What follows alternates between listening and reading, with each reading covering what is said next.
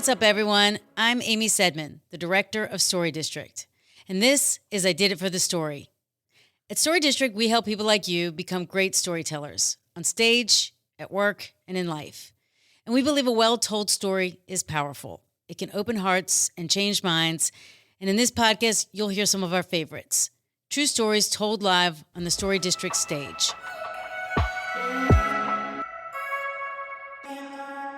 In this week's episode, we feature Cathy Barrow, a food writer, cooking teacher, and pie maker. For over a decade, Cathy was a regular contributor to the Washington Post's food section, and she's written for many other publications. She's also written several books, including, this first one is so hard to say, I'm going to try, Mrs. Wheelbarrow's Practical Pantry. It's like a tongue twister. She's also published Pie Squared, When Pies Fly, and my favorite title, Bagels, Schmears, and a Nice Piece of Fish. We're so glad we got to have Cathy on our stage, and I'm excited to share her story with you now. So let's get to it. This week's featured storyteller, Cathy Barrow. I was born in Toledo, Ohio. From the moment I could walk, I was planning my escape. I fueled this with a pretty constant diet of old Hollywood movies and Life magazine. Back in the 60s, Life magazine was kind of like Instagram, where it was filled with aspirational photographs. For me, that meant Hollywood stars, New York socialites, and Jackie Kennedy. You see, I felt certain that I was destined to be a star. So I studied those pictures for my future in Hollywood. I had a lot of time on my hands. My mother was an English professor at the University of Toledo. She taught 6 sections of freshman English, so she was really busy. But I treasured every week we would sit down and we would watch The French Chef together. Julia Child brought us together in our TV room, where Mom would sit with a pad of paper and a pencil to capture the recipe. You know, if you didn't do that, you had to send a self-addressed stamped envelope to WGBH in Boston. It would take a month for the recipe to come to us, but we had no patience for that. So Mom would write, was that a half a teaspoon? And I'd say, yes, that was half a teaspoon. She'd have it all down. Afterwards, we would go to the kitchen. We wouldn't necessarily cook that recipe, but we would cook something. And these were some of the most wonderful moments of my childhood. So all of this really came together, my desire to be a star, my fascination with celebrity, and my interest in cooking the night that Andy Warhol came to dinner. Now, you may wonder what Andy Warhol was doing in Toledo, Ohio in 1966. He had gone through his soup can phase, he'd gone on to Maryland, and now he had joined with the Velvet Underground to do something called performance art. He had said to anybody in America that he would bring this performance art to their city if they would pay him. My mother's students, desirous to be out of Toledo perhaps, were very interested in getting Andy there. So they held bake sales and car washes and everything else to raise the money. So Andy was coming to Toledo, and for my mother, this was an opportunity for a dinner party. Dinner parties in the 60s, kind of a competitive sport. My mother went every weekend with my dad, dressed in a fancy dress, and Dad had a suit on. They would drink imported wine, they would eat fancy food. And this time, it was her party with a person from New York. So the table was all set. Mom had planned for weeks. There were lists on the refrigerator. She'd practiced the food. For me, I'd done some planning too. This was my ticket out.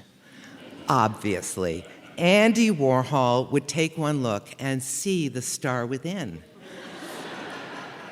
So the night of the party, my mother's wearing a long black caftan. It had primary colored circles on it. Her hair's up in a French twist. I had a little gold dress with white collar and cuffs, my favorite, and I was serving. It was the cocktail hour. My mother was famous for her frilled toothpick with a piece of salami, a piece of cheese, and an olive.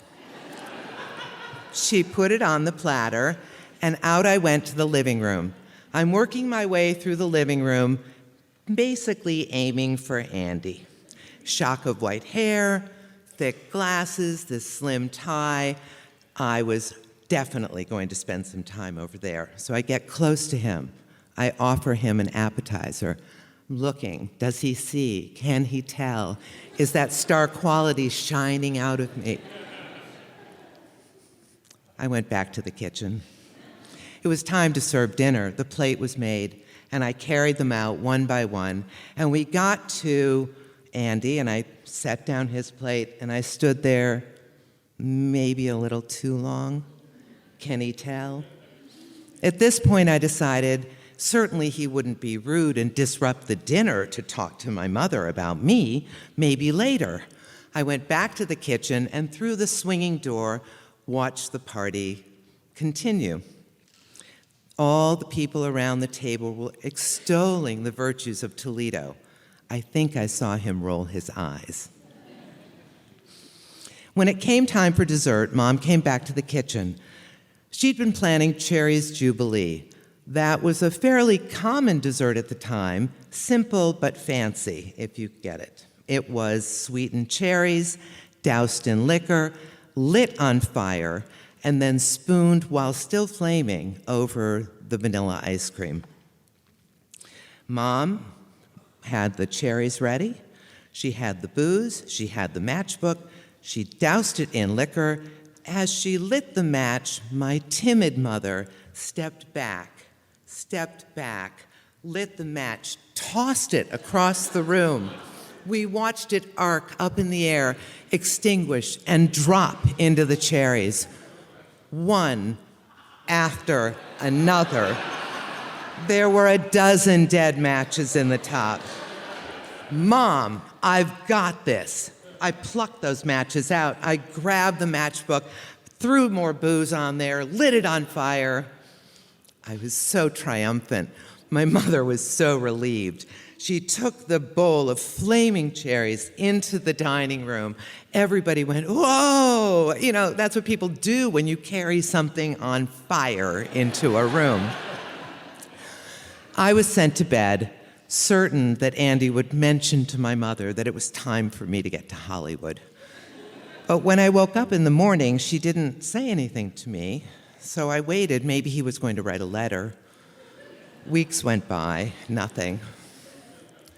But one day I was sitting in the TV room. I was looking through my beloved Life magazine, and I hear my mother in the kitchen. I don't know, Barbara. I guess this is performance art. How am I going to tell my students? What do you think? I knew she's talking about Andy. I rushed to the kitchen. Mom, what is it? Barbara, I have to go. Cathy, I have something terrible to tell you. I had no idea what it could be. Cathy, that wasn't Andy Warhol. He sent an imposter. An imposter? Well, why would he do that? What?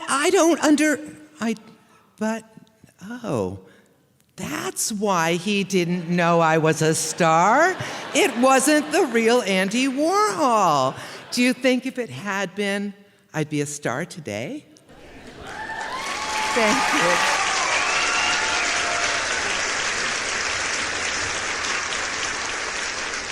you. No doubt Andy would definitely have seen Cathy's star power if only it had really been him.